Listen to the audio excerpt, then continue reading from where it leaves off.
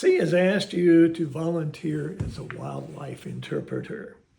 Obviously, you are interested because you are here for the training. So we're going to take a look at what does it mean to be a wildlife interpreter and how do you go about being a wildlife interpreter.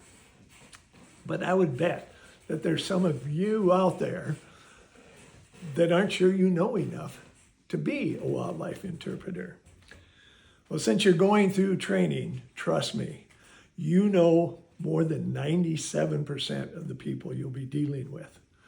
1% is a professional biologist of some sort that will come through the area. Usually they're pretty good. Not too often do they look at you as you dumb volunteer, you don't know what you're talking about. If anything, they will help support you. And then you have some of those who are locals. I come out here all the time. I know what's going on. We have a couple that really do know what's going on, but we have some that have never had any formal training. They've just picked up bits and pieces here and there, and they really aren't telling the true story. They can be pretty challenging to work with because you don't want to embarrass them in front of their friends. And then you have that 1% that they're out here to cause trouble. They know it. What you're saying is wrong. And what it really is, they're concerned about their livelihood.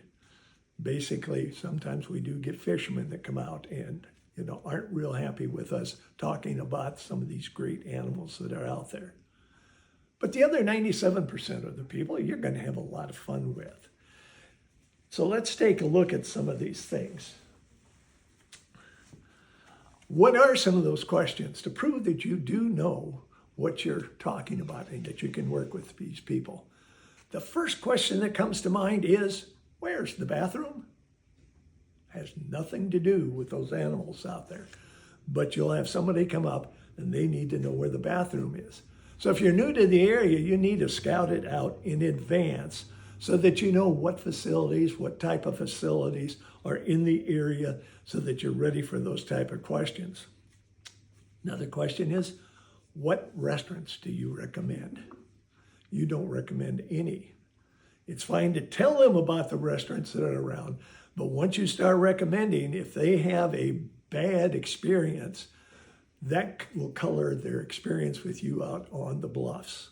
And we don't want that to happen. We want them to have great thoughts of you and the knowledge that you shared with them. So don't recommend anything. Other questions that you might run into. What's that large body of water out there? And this is true life story. We did have an individual. I really am pretty intelligent, but what is that large body of water out there? And she was so embarrassed when she found out it was the Pacific Ocean, because she'd been in the area for 4 months and she'd been driving along it every day and she never put two and two together. Well, you think that one-time deal. One day we were watching, fog was coming in, and my wife tells me, hey, the fog is coming in. And I said, it can't come in for another 20 minutes because that was when our shift was over. And this lady next to me says, why? Is there a park regulation against it? The look on her face when she realized what she said. And so we all had a good laugh and made something special out of it. So you're going to have some questions where it's going to be hard to, stay couth and not make the person feel small. Sometimes you're going to get questions about marine reserves, wind farms, some of the issues that are going on, which you may or may not know about. And so don't make up answers. Just let them know, I don't know. If you really want me to, and this is if you have the energy, I can find some information for you and send it to you. Most people will say, no thanks, I'll go find it myself. But the things you're going to need to really be looking at is, what kind of animal is that? Takes a little bit of practice telling some of these animals, because telling if they're wet, they may look one color, dry a different color. If they're under age 5, their head may be shaped one way. Over age 5, it's shaped a different way.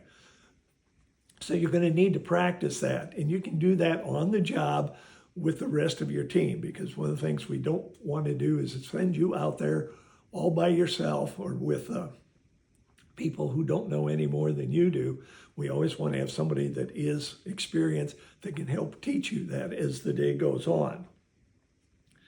Other things is, how can you tell them apart? Because sometimes the colors are so close. You'll get questions like, how long do they dive? And how deep do they dive? How fast can they swim? How many are out there on that beach? You'll learn those things by being out there with the experienced wildlife interpreters. Another thing that we make kind of a theme is migration patterns. What's going on here? Because they'll ask, are these animals here all the time? No, we have California sea lions that go to the Channel Islands, about 780 miles away for the breeding season. We have some animals that go all the way up to the Aleutian Peninsula. So animals are moving all over. Some go to Hawaii even, but they don't touch shore. Can you imagine that, skipping out Hawaii? So those are some of the questions that you've been getting a chance to learn about during this training, and you'll be able to find out more about as you work with people. Now, you may think those two questions I asked at the beginning. Let me give you an example of some Yellowstone questions, just so you know that those weren't flukes.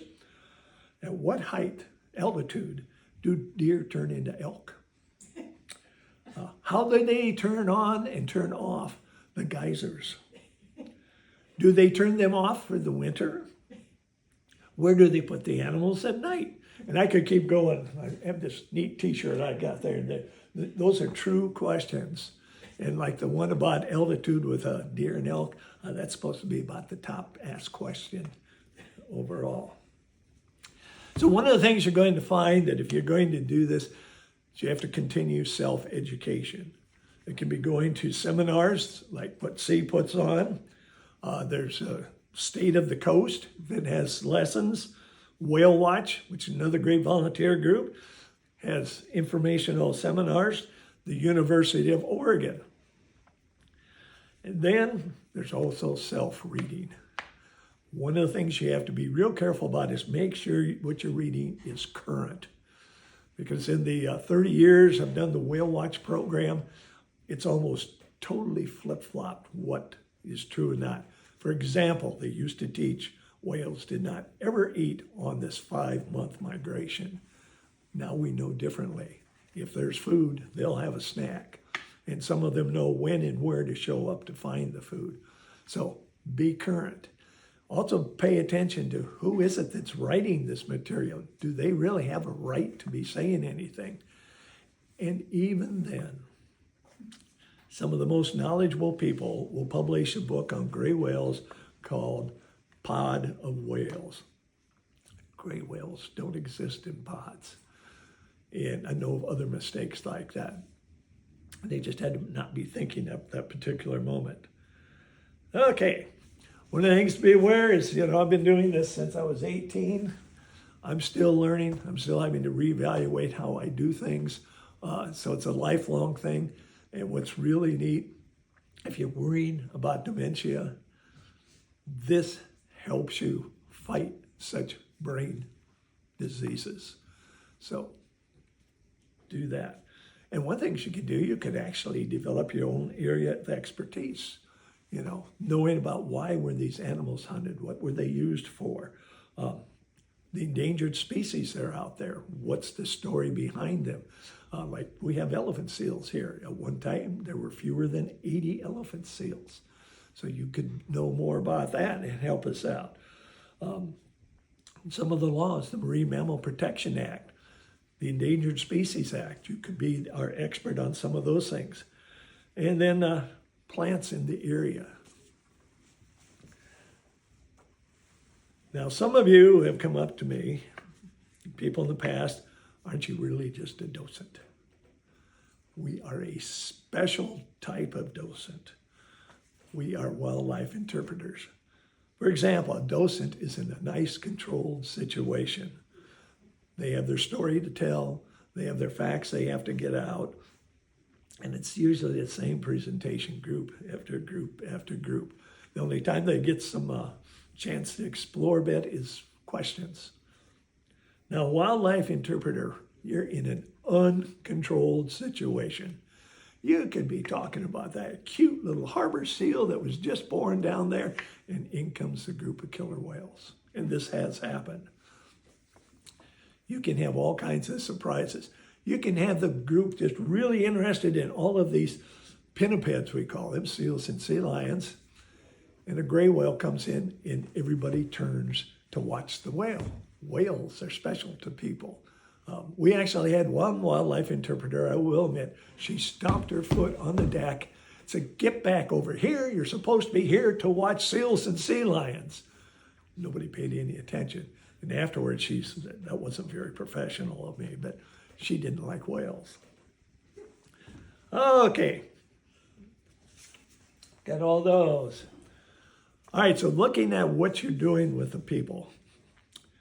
One of the things you have to remember, this may be the visitor's first time there, and it may be their only time there. It has to be their experience. So like what often happens, well, some of our people, sorry for the clutter people, but I did have this brochure. They'll see somebody coming from the parking lot, and they'll walk up and, "Hello, welcome, come look through our scopes. Here's a brochure." That can destroy the whole moment for those people. You need to let them come up and look at what's out there so they have an idea of what's going on, and so they can start asking their questions in their mind. And then you can make contact. And even then, kind of stand back and listen. Some groups have their own interpreter with them. It's one of those locals that really knows what they're talking about. Some of them are just there to be with their significant other, and they don't want anything to do with people. But most people, really? We can look through your scopes? And the race is on. So let them kind of help direct. Ask them, what would you like to look at? This is what we've got the scope set on. Give them a preview what is there. But if there's something else that they're interested in, follow up on that, because that's how we can get them involved. Because if you listen to the part on the mission statement, C kind of misses part of the boat. C is educating. The other thing we're trying to do is provoke action. That's part of interpretation. We want people to be willing to take action on behalf of our resources, be they animal, be they soil, water, things like that. But anyway, when you're working with these people, talk to them, not at them. And if they have a story they want to talk about from their experience, let them tell it. You don't need to tell your story. This isn't your experience, it's their experience. And some of these people feel so great, I'm telling the wildlife interpreters about my experience. Like one young man we knew, he got slimed by a whale when it surfaced and exhaled, and all the mucus hit him while he was in his boat. He was so excited to tell us about that. And he became a wildlife biologist because of it. And that's one of the things that we end up doing is we get some of these kids excited. I could tell you stories. You wouldn't believe me. Anyway, we're trying to find a connection. Make this personal for that person. When you talk about harbor seals, they're the little guys out there. They're the size of an NFL tackle, 300 pounds. Most guys, at least, are going to know something about football. And in their mind, oh, that's how big those are, and they're the little ones. So we're trying to get them to reach out and touch what they're looking at. So what we're working on here, once again, we're trying to provoke action. We're trying to introduce people to what they're looking at. We have people from all over the world, and sometimes we have to find an interpreter to help us get the information across. Usually it's somebody in their family. But we're trying to introduce them into the animals that we have and the resources. We're trying to help them to create a love for those animals. And if they have a love for the animals, they're going to want to learn more. And if they learn more, they're more likely to take action. So interpretation is not just merely giving facts. It's not just instruction. It's more than that. And as you start, at the beginning, you're very much going to be giving information. It takes a while to build up that knowledge base and then be able to figure out cause and effect. Like somebody might ask you, well, why do the whales migrate south in the wintertime? And you can work with them and get them to realize, hey, it ices over up there. Those animals breathe air just like we do. They have to leave and go someplace because of the ice. Another thing is try to use some of the artifacts that we have at our different sites. For example, at one site, we have whale vertebrae. We have the skull of a California sea lion. And people have never seen things like that. You can show this crest that the sea lion has and how muscles can attach to it. So we have a lot of neat little things like that that you can use. And that, once again, makes it personal. They can reach out and touch and bring that into them. And they'll remember that much longer than, oh, I saw some seals and sea lions out at this place. Okay. Now, some general things to point out. When we go out at sea, there's at least 2 people on duty at a time. And that's to protect you. One of you might get hurt and need the other one to help them out. One of you might get in a confrontation, hopefully not, with one of those fishermen, and you need a witness as to what you really said, because you're going to be professional. You aren't going to be trying to argue. You may present facts like, well, you realize that those sea lions eat more lamprey than they do salmon, and eating lamprey helps the salmon survive. You know, you're giving information. You aren't in an argument with them about things. Things C expects you to do is to wear a name tag so that the people out there know that you are official, that you should know something about what you're talking about. This is to protect you. You're also expected to wear some type of sea clothing. You'll be getting jackets and vests that you can wear when you get out there. One of the other things that you need to do is let visitors know about safety issues. For example, at one site, there's a trail down to the beach. Officially, it's closed, but every time they put up a sign, people tear that sign out. So you can, in a real friendly manner, just let them know, hey, by the way, just so you know, the parks have closed that trail. Do what you wish, but I just want you to know so you don't get into trouble. Important to help them out. Sometimes you have to report things. For example, at Simpson Reef, it's illegal to go out to the island where the animals are. Well, this is where having at least 2 people on duty helps, because sometimes you have to go and get help. We have no cell service out there. And we've had to send people into the parks to get somebody so we can finally get the information for the Coast Guard to rescue somebody that was out on the rocks. By the way, she got a $1,500 fine, plus she had to pay for the rescue because she wasn't supposed to be out there. So there's things like that. You're also responsible for taking care of the equipment. These people don't know how to use this stuff, and you may have it locked in place looking at something. They'll grab a hold of that handle and just wrench it like that. And I've got binoculars that the tubes go 2 different directions because they tried to do things like that with it. So you need to watch it the best you can and help people learn how to use it. Another thing is parking. If you can, sometimes you have physical issues, but if you can, park away from the site so that the visitors can come up and have the best sites to get into. And dress like an onion, in layers.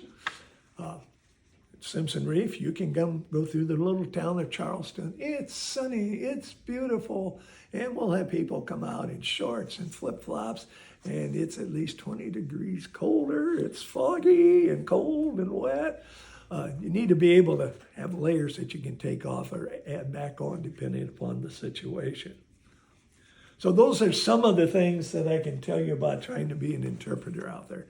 It's going to be one of the most fun things you've ever done, Because when you're out there and you have some smart aleck high school kid go, wow, that's neat, that makes your whole day. I used to say, we need to get our kids on board for saving our resources. But we need to get the adults on board so that there are resources left for the kids to save. So when you get the adults to say, wow, that's neat, I never knew that before, you're doing a good job. You're doing what's important. You're going to have that good feeling inside because you've shared your knowledge. You've excited people, and you've protected the resource. Another thing, too, it's a good excuse to get outside and not have to do the honeydew projects, guys. Whoops, my better half's over here. So I'm looking forward to seeing you guys out there, and feel free to ask questions. Sometimes I'll have to say, I don't know. And other times I'll be able to help you figure out the answer to the question.